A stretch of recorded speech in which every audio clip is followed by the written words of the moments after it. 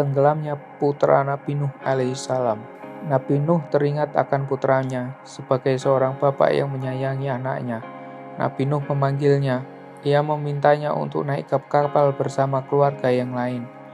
Namun putranya menolak. Nabi Nuh berkata, "Hei anakku, naiklah ke kapal ini agar engkau selamat dari azab Allah.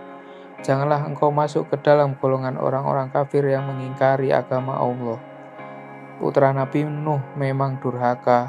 Dalam situasi demikian, ia tetap tidak mau beriman kepada Allah karena ia menduga bahwa apa yang terjadi merupakan peristiwa alam biasa. Tanpa naik ke kapal pun ia bisa selamat, begitu pikirnya.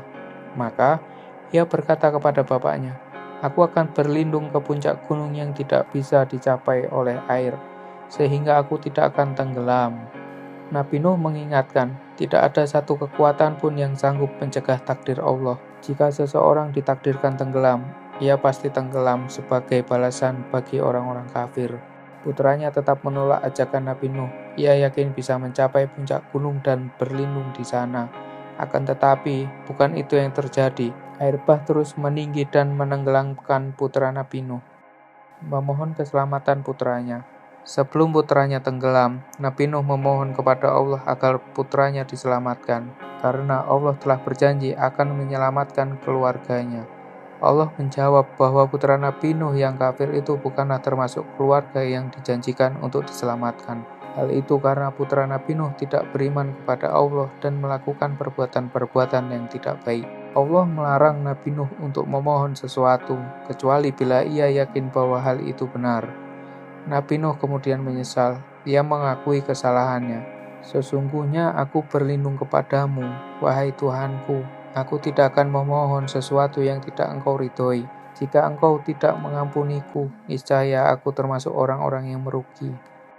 Air bah surut. Selanjutnya, air bah benar-benar menenggelamkan kaum Nabi Nuh yang tidak mau taat. Setelah semua orang kafir tenggelam, Allah menyuruh bumi untuk menghisap airnya. Allah juga menyuruh langit untuk berhenti menurunkan hujan.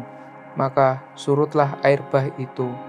Kapal Nabi Nuh kemudian terdampar di Gunung Judi.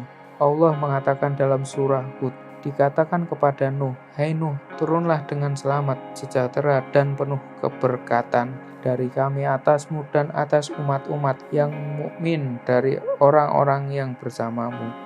Dan ada pula umat-umat yang kami beri kesenangan pada mereka dalam kehidupan dunia. Kemudian mereka akan ditimpa azab siksa yang pedih dari kami." Di tanah baru itulah penghuni Nabi Nuh hidup dengan damai. Lalu mereka berkembang sehingga jumlahnya